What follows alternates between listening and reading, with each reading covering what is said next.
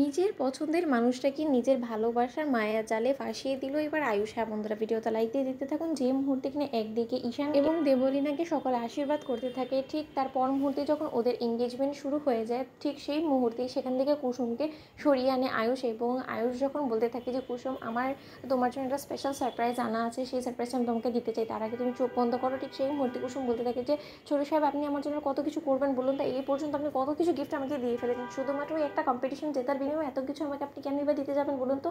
অন্যদিকে যখন আয়ুষ বলতে থাকে যে চুপ করে থাকো, আমি তোমাকে যেটা দিচ্ছি তোমাকে সেটা গ্রহণ করতে হবে, নয়তোবা কিন্তু তোমার ছোট সাহেব তোমার উপরে ক্ষিপ্ত হয়ে যাবে। অন্যদিকে আয়ুষ বলতে থাকে যে আমি জানি যেটা আমি করছি সেটা একদমই মায়ের অসম্মতিতে করছি এবং মা সম্পূর্ণরূপে এটার বিরুদ্ধে চলে যাবে, কিন্তু তার সত্ত্বেও আমি কি আমার মনের কাছে একদমই বেসামাল হয়ে পড়েছি। আমি যে কোনোভাবে নিজের মনকে আর মানাতে পারছি না। আমার সামনে আমার ভালোবাসার মানুষটা রয়েছে এবং তার কাছে আমার ইচ্ছে হচ্ছে আমি চিৎকার করে আমি আমার ভালোবাসার কথাটা প্রকাশ করি, কিন্তু বাধছে এক জায়গাটাতে, সেটা হলো গিয়ে আমার মায়ের অসম্মতিটা। কারণ আমি জানি খুব ভালো করে যে মা এই জীবনে বেঁচে থাকতে কোনো দিনও কুসুমকে অ্যাকসেপ্ট করবে না এবারের বউ হিসেবে, কিন্তু তা সত্ত্বেও আমার যে কুসুমকে নিজের ওয়াইফ হিসেবে স্বীকৃতি দিতে কোনো বাধা নেই, কিন্তু তা সত্ত্বেও সেটা তো এখন প্রকাশ করা যাবে না।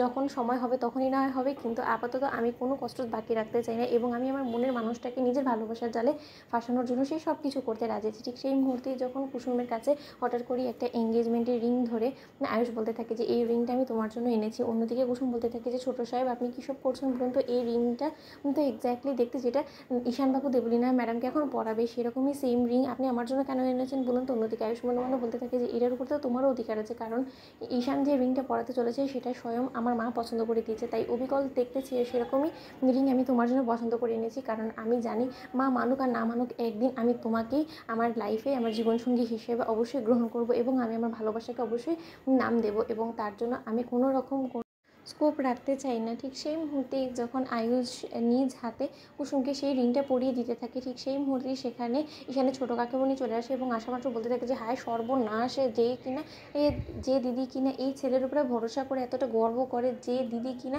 মনে করে যে তার এই ছেলে কোনোদিনও তার অবাধ্য হবে না, তার বিরুদ্ধে যাবে না, সেই ছেলেই কিনা আজকে দিদির অবাধ্য হয়ে দিদির বিরুদ্ধে গিয়ে রীতিমতো দিদিকে না জানিয়ে লুকিয়ে চুরি করে এই কাজের মেয়েটাকে রিং পরাচ্ছে।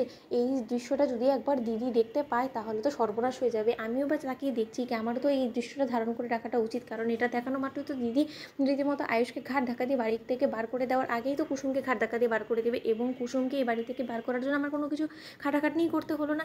এতে করে তো আমার কাজটা আরও বেশি সফল হয়ে যাবে। কিন্তু এই কথাটা যদি একবার দেবলীনা শুনতে পায় তখন যে দেবলীনার কী নাজেহাল অবস্থা হবে সেটা তো আর আমার বুঝতে বাকি নেই। কিন্তু তা সত্ত্বেও দেবলীনাকে তো এই গোটা বিষয়টা আমাকে দেখাতেই হবে। আমি বরঞ্চ এই গোটা মুহূর্তটা আমার ফোনে তুলে রাখি, তাতে অন্তত সকলকে বিশ্বাস করাতে সহযোগিতা হবে। তো বন্ধুরা, লাইক এবং শেয়ার করে সাবস্ক্রাইব করতে ভুলো না।